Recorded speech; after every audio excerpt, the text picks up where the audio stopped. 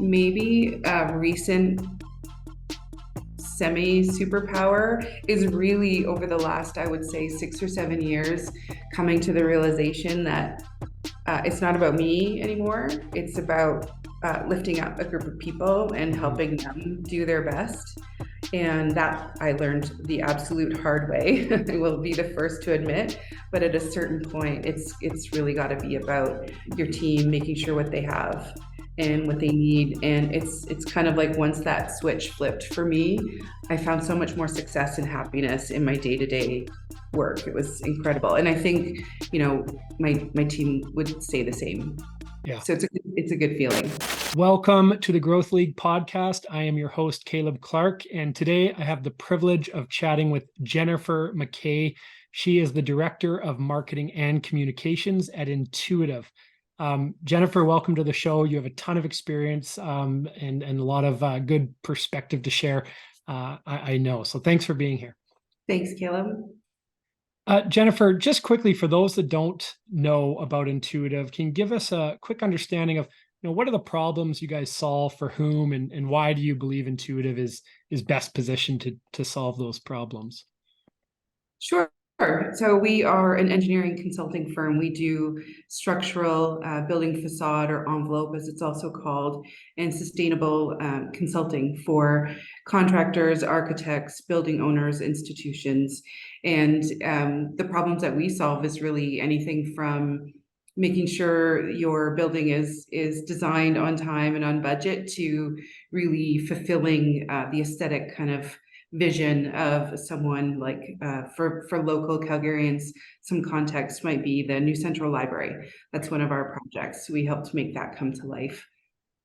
Beautiful. If for those of you who have not been to Calgary and not seen this work of art, it is fairly exquisite. So that's great. I mean, besides the financial services industry, you have a ton of experience in civil engineering. You're pretty well versed across digital strategy, corporate social responsibility, corporate comms, crisis management, event management.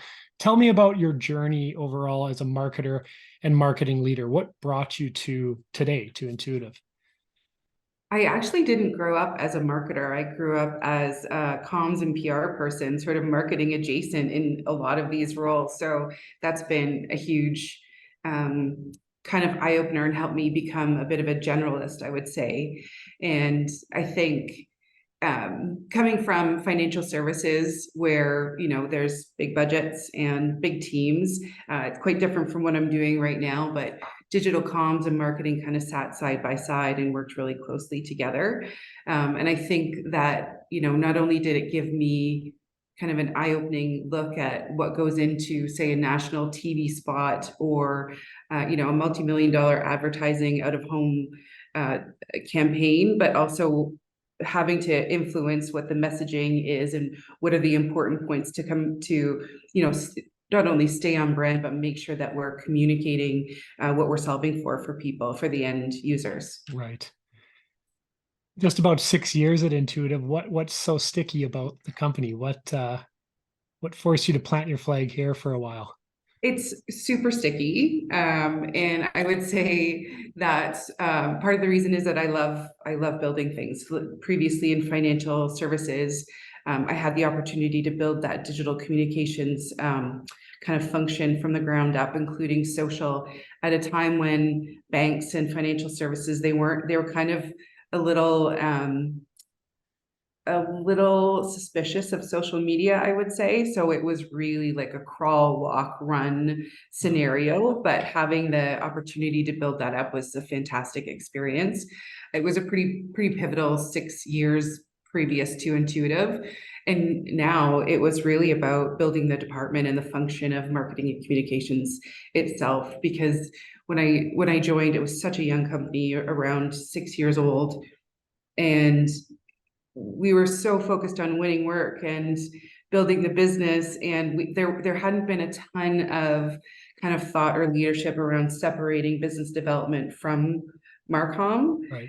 So part of the reason I joined was to kind of separate the two and provide some sort of framework and some rigor around that side of things, building the brand, thinking about what it means to market professional services, B2B, you know, like the sales cycle is extremely long. So what does that look like for Intuitive? So having that kind of big juicy challenge in front of me with the, you know, the ability to build what I thought would work was fantastic. And I mean, 5.5 years later, I'm still here and absolutely loving it. That's awesome. That's Yeah. awesome. With the benefit of hindsight, and perhaps described as a word of encouragement or advice to others who are tasked with building a marcom program like this, basically from scratch. Like, what are some of the things when you say foundational blocks? Like, what are some of the things that you would have done 6 years ago now that would go into your playbook going forward, or your recommendation for others in this situation? What is building from scratch look like? Well, to be clear, we're still building frameworks We all the always are. time. It feels like an endless journey. If we're not building them, we're evolving them as we grow as a business. But I would say foundationally, I mean, it's really at a brand level, what do you stand for? And what do you want people to understand is inherently different about you? And then putting into place sort of a channel strategy. Where do you want to be? Where's your audience, first of all? Following them, understanding how they're using it, and then, you know, aligning the tactics that you have in mind to make sure it suits the channel, suits the way people are using those audiences. And, you know, a lot of what we do in professional services, it's almost mandatory to be agile because things are so, there's a proactive portion to every year that we have, but there's awards to be won. There's an all hands on deck pursuit. There's a once in a lifetime opportunity to speak at a conference. And so things are changing on the fly all the time. I think when you're first starting out, understanding that your business may flux and your team may have to kind of drop one thing to pick up the next and then go back. I think building in that mentality for your team is really important because a lot of people are like a little turned off by, well, you told me that this was our priority for this year, and it still remains that way, but the ability to kind of shift and accommodate is really important, I think, from the outset. Yeah.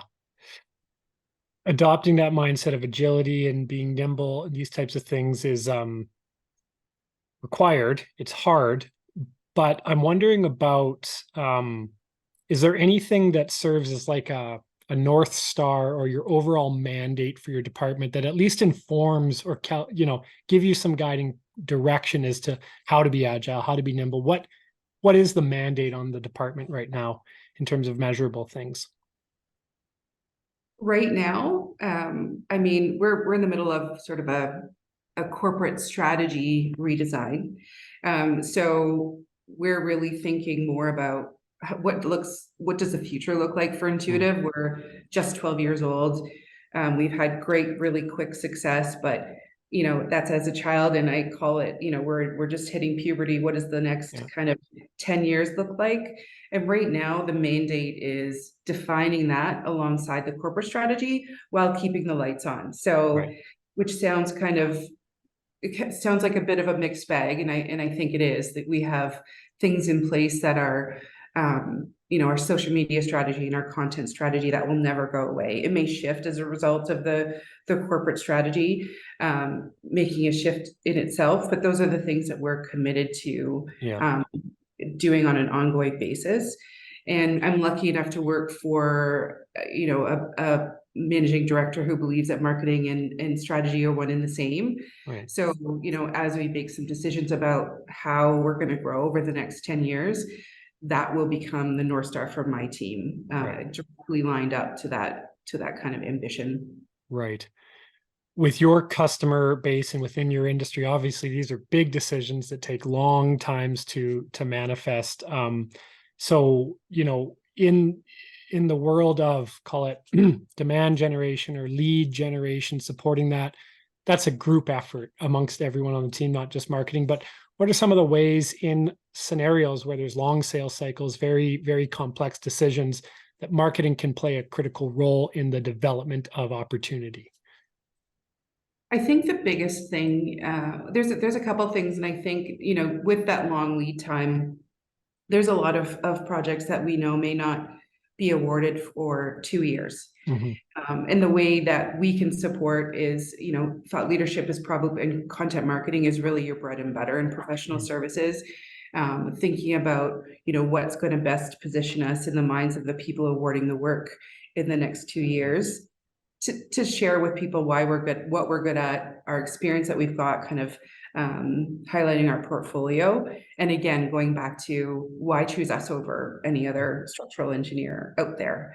Does that answer your Yeah, question? no, for sure. I think it brings up a great point in scenarios where obviously a majority of the jobs are, if not all of them, and you can validate, are awarded through RFP process. But subliminally, the people making the decisions are not just referencing the RFP deliverable. They're, where did I hear? I saw this. I learned that. Is that the idea? Is that what you're saying? Totally. And it goes back to the importance of brand, which I think when I first started in the sort of B2B professional services world, I didn't think much of, but I've grown to learn that it really can be in an industry where your services may be commoditized. Brand can be a huge differentiator. So we talk a lot about what it's like even to work at Intuitive. Like, employer brand is really important to us because we're attracting and stealing, the best of the best that are coming from throughout the industry to work at us for a reason. And talking about why we do what we do and why we like the more difficult challenges, and what kind of drives the ethos of the businesses has been great for that. Yeah. No, that's great. We've referenced team indirectly a few times, but can you tell me a little bit about the team that you get to be a part of and to lead? Obviously, probably a combination of some internal folks, some external folks. Tell me about the department. Sure. We are small but mighty. We have offices across Canada and one in New York. So we have a few people in Toronto and a few people here in Calgary, where I'm based. The design team is here. It's myself and a design manager and a few graphic designers. And in Toronto, we have a communications manager and a few content people. And I think, it's for what we put out in a good month, for what we, kind of accomplish in a good month. It's a small team. But I find that attracting the right person and someone who wants a little bit more than niche, and has a drive to be a bit more of a generalist, is really Yeah. helpful in Yeah. environments like ours. Like, we have, a communications manager who is primed to understand what makes for good content and what the focus of our content should be. And on the flip side, we have a content person who, is a brilliant writer and kind of has that down, but also wants to advance. So giving that person the opportunity to, like, move into SEO, for example, and do a bit of training and get better and better at that, serves us, because we do like to keep most things internal, Right. and keeps them interested and kind of always learning, which I think is great. No, that's awesome. Yeah, it's fascinating to me how teams come together and how, like, there's no such thing as unending budget, unending capacity. So you got to kind of figure out where your sweet Yeah. spot is. I like to And ask what this hat you're question. wearing that day. What's that? And what hat you're going to wear that day. Exactly. I mean, that's the game, right? If things like capacity and budget weren't an issue, where would you and your team sort of mutually agree you would not double down on, because maybe it doesn't exist, but where would be the area that within the marketing mix that you would just say, I want to stand this up and make it industry leading again, if the reality wasn't what it is? Oh, everywhere. I would love to do it all and do it all really, really well with endless budget. I mean, if I had to choose one place, I mean, I'd love to have a significant research budget, but I think, again, content and thought leadership for us, when again, you're up against organizations that from the outside may look quite similar Yeah. to what you deliver. That differentiating pain point, solving, kind of brand building content. It's just what it's done for us personally. Everything from, people applying to jobs because of an article they read, or a client holding up our newsletter in a meeting saying, if they can do this, we should be able to do this. Like it's really, really fulfilling for us over the past 3 years or so. Yeah. I think a lot of listeners may not be fully aware of the inner workings of this industry that you're playing within. From a marketing perspective, what are the biggest challenges related to this industry that you're forced to figure out a way through or around or Well, I mean, we're not really, I would say when it comes to mass media and kind of general um, coverage, we're kind of often a sub-consultant of the primary person who's winning the work, not all of the time, but a right? lot of the time. So it's a little bit of that unsung hero vibe. So, really finding ways to pull the story out about how important what we do is to the overall integrity of a project, or, meeting an aesthetic vision of a place like New Central Library. I think that's been a big challenge that we face quite well, I think. Trying to think of what else might be. I mean, Well, you maybe, referenced, I think maybe you referenced, I mean, we talked about long sales cycles. We talked about reliance in this industry on RFP. I think, my sense is that you guys have figured out that the best ways you can contribute to that process is by keeping top of mindedness, developing the story, uncovering the pain points as a complementary way to influence the decision, but not the direct leading way to, it isn't direct. It would be so much easier if it were direct. Someone's not going to our yeah. website and making a purchase, and we're counting those up at the end of the day. So it's really finding the right mix of all of the other things in the peripheral that speaking opportunities, events, sponsorships, a mix of trade publication ads. It's a little bit of a secret sauce depending on what areas we're trying to grow in at, during that year, Mhm. that we kind of find to be our solution to the challenge of not being so direct. Right. That makes sense. Um, for yourself, as a marketing leader, and I don't want to put you on the spot, but I will. What would you say, one or two of your superpowers are as it relates to being a marketing leader? Things that you've maybe accumulated over time, things that people on your team would say, man, this is, what would you claim?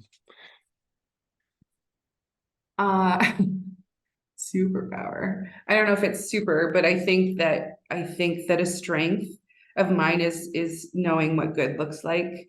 And that is, I think that's a result of coming up as a communicator and a PR professional in that sort of marketing adjacent role I was talking about. Seeing the best of both, I Yeah. think helps me give a holistic view of how we can best serve our business. And I think maybe a recent semi superpower is really over the last, I would say, 6 or 7 years, coming to the realization that it's not about me anymore. It's about lifting up a group of people and Mhm. helping them do their best. And that I learned the absolute hard way. I will be the first to admit.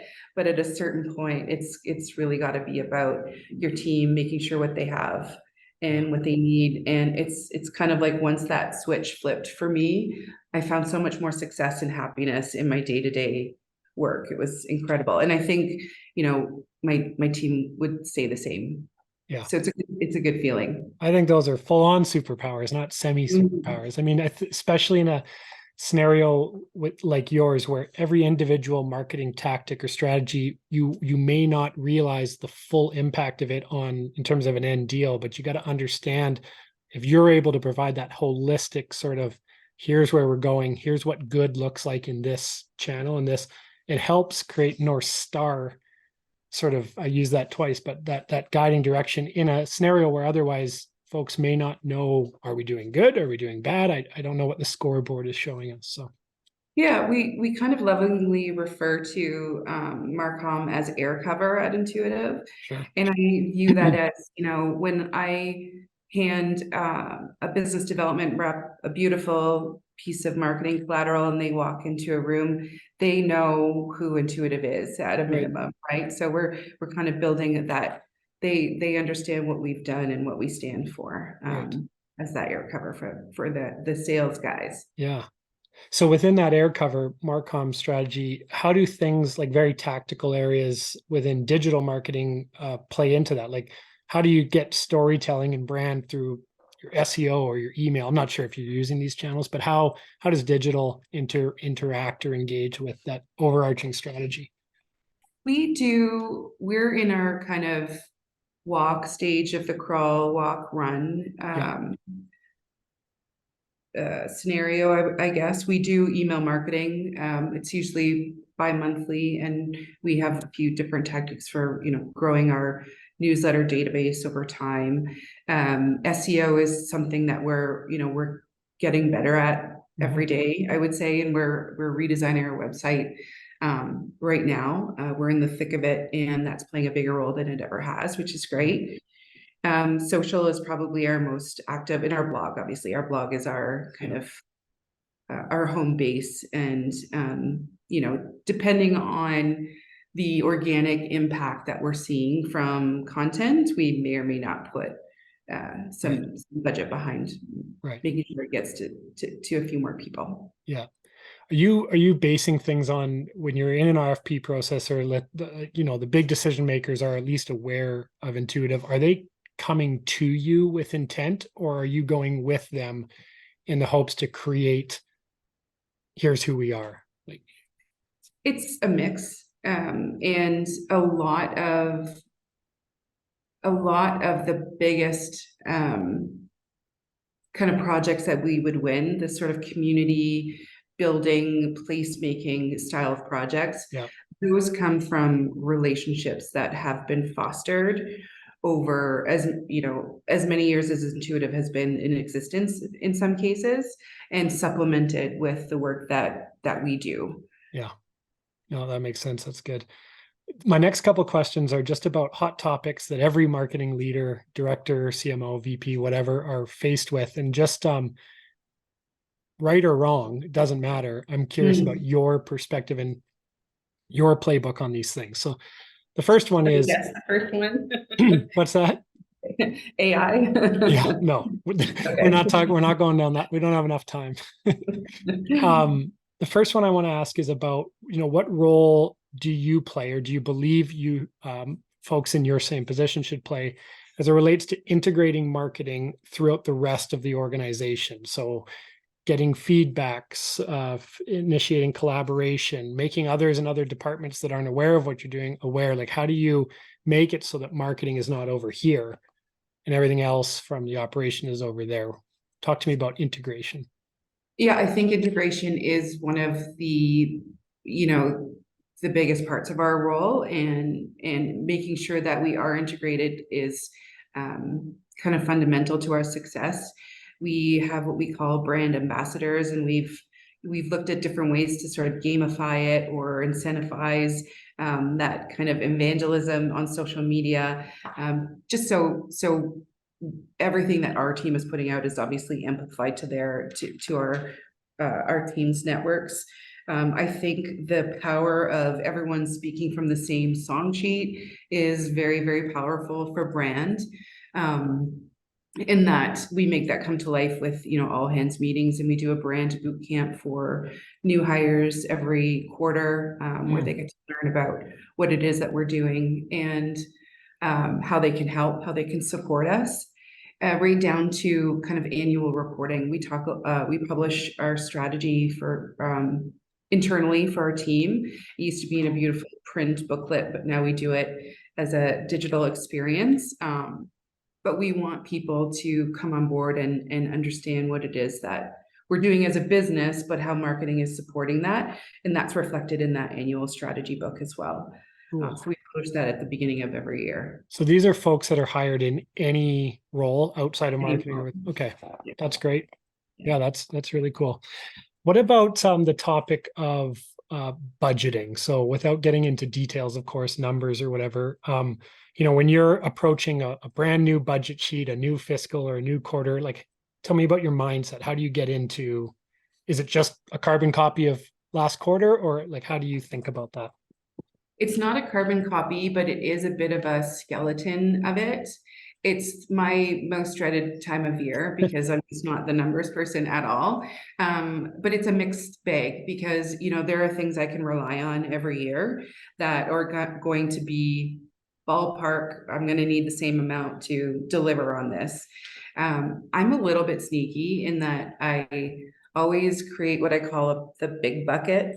And I use it, you know, there's a very distinct name for it, marketing, like when it comes to kind of external comms and advertising. And I put what I know I'm going to need in there. And then I put a great big buffer because of that reactive nature to a lot of what we do. I don't want to miss out on an opportunity like Right. an award submission or an event because I haven't planned for it, but there's just no way to plan for it. And I think generally speaking, I also think about, you know, that business strategy. What is the corporate strategy for the next year? Because I think your budget should be a direct reflection of that. It's not, you can tell what your strategy is by looking at your budget. Where you're investing the most is where you believe you need to, you know, to be going in terms of growth. So Yeah. that's generally how I look at it. Yeah, I love that last bit, in terms of tethering your marketing approach and budget to the business case itself, because if those two things are incongruent, then it's kind of like, what are we doing here, right? And it's a good, you know, you use the term North Star. It's a good kind of guiding light for Right. marketing teams as well to sort of stress test. You know, you've gotten to the point where you think you're done. Does it align with the overall direction that you're going in as a business? That's awesome. Within your marketing team and mix right now, just the work that you guys are putting out, what is the area that you personally are most proud of, or would double down on, triple down on if budget were no issue? I think our kind of look and feel, the design talent that we have right now, and I'm thinking industry specific AEC, you know, architects are obviously distinct and incredibly creative, and there's always someone who stands out as being quite unique.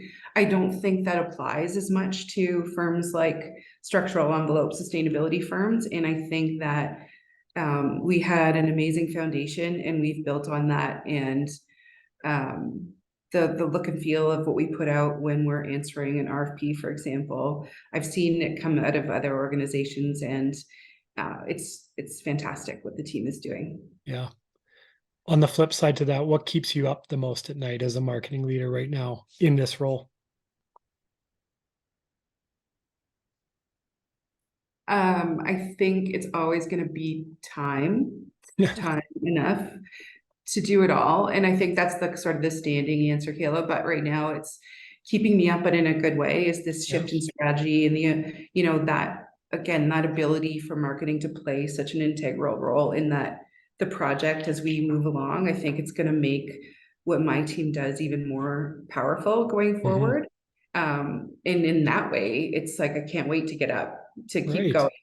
Yeah, That's so it's awesome. losing sleep in a bad way necessarily. No, I love it. Take a negative question and reframe it. But you're right. I mean, staying up at night doesn't have to be a negative thing. It can be anticipatory and exciting. And I get the sense of kind of what type of a marketing leader you are, and I think your team benefits from that. I don't know, but I get the sense. So, um, what about you? You mentioned most of the stuff you guys do is internal, but maybe it's an Intuitive or in companies in the past. How have you facilitated really good uh, partnership marriages? What goes into your playbook on that? I've had great relationships, and I think it's because of how little I knew going in. Honestly, when I was tasked with building the digital comms department in a previous role, I just had to kind of trust them, tell them my strong suit, where I felt weak, and in return for that, really help them understand um, the brand and spend a lot more time than I think I would now talking about what I was trying to achieve, and that sort of honest transparency at the beginning just set things out to become a really great relationship. I think I've learned that everyone around the table in those scenarios wants to do a good job. So it's not a bad thing to be friendly and form relationships with your team. Nobody wants to, do a year-long website redesign with a bad vibe in the room every day. And I think too, it goes both ways when it's around like, not really having thought through if whether you need something and you realize halfway through the project you need something. I think this is where empathy comes into play. You want the best out of the people who do this job the best. And, if the shoe were on the other foot and they wanted something from you and it was your specialty, you want to reward them for that work. I think taking that approach when it comes to scope changes is pretty important, both to our craft and to relationships. And yeah, I think trust people who know what they're doing.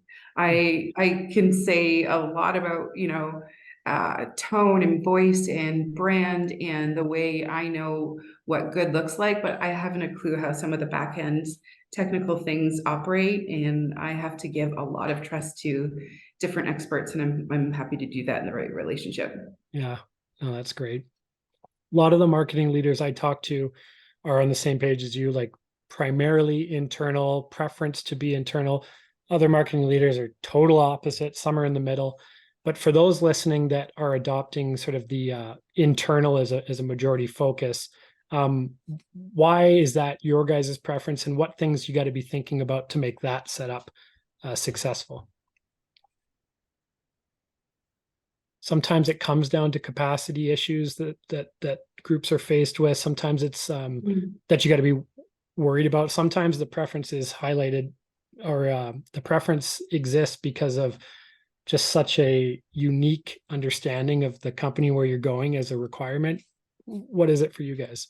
I think that's a great point to make, because I found that we've been using this term a lot lately here about institutional knowledge and the difference between someone you can hire and they're absolutely fantastic at what they do, but they don't have that institutional knowledge, and you're in for, a commitment to Right. bring them up to speed. I think that's a big part of it. I mean, budget is always Right. a part of that. But I think too, just that speed and agility. I love the idea of pairing that with opportunity for people to become, again, a little bit more of a generalist than maybe they'd have the opportunity to elsewhere, Sure. and wear three hats instead of one in any given day. The best marketers like that, I think, right? They like the ability to have 3 or 4 hats thrown at them. But And you have to know your constraints in a situation like this, like a kind of approach like this, where for a brand refresh, obviously we went to an outside sure, agency for our most recent website redesign. We're getting outside help as well. You have to know your own limitations as well, not drive your team into the ground. sure, yeah. So as we wrap up here, give me and give our listeners a sense of what's next for Intuitive. Without getting into details, what does the future look like when you close your eyes? What comes into clarity for the brand? Why are you so excited about it? I think what's next is growth. And I think that it's exciting because we're moving away from this startup mentality into, this mature mentality where we've got some great projects behind us. We have an incredible portfolio. So now it's about what is the best way for us to achieve the growth that we're aiming for. And the fact that, we're developing this plan hand in hand with corporate marketing, I think is fantastic. So there are, hints of a bit of a shift in the way we work. And I think for any marketing leader who's been in a role for 5 years, Yeah. a shift and a change is absolutely exciting. So that's what I'm personally most excited about.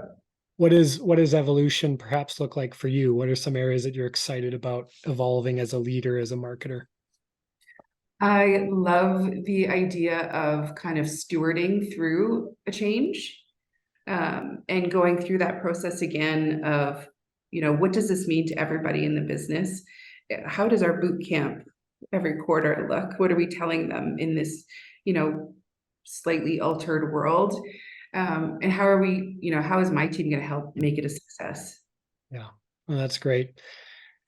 Everyone, my guest, Jennifer McKay, thank you so much. I wish we could do this for 2 hours, and but I really appreciate your perspective, your experience sharing, and I think that a lot of what you touched on is really helpful for marketing leaders, especially as it relates to. I really love the integration amongst where are we going from a strategy standpoint, corporately, operationally, and how does that influence a marketing system that doesn't necessarily have a ton of KPIs defined as like we're doing right or we're not doing right, right? We got to be about something bigger. So I think that that's awesome. Thanks. I've had fun. Thank you so much. My guest, Jennifer McKay. Bye.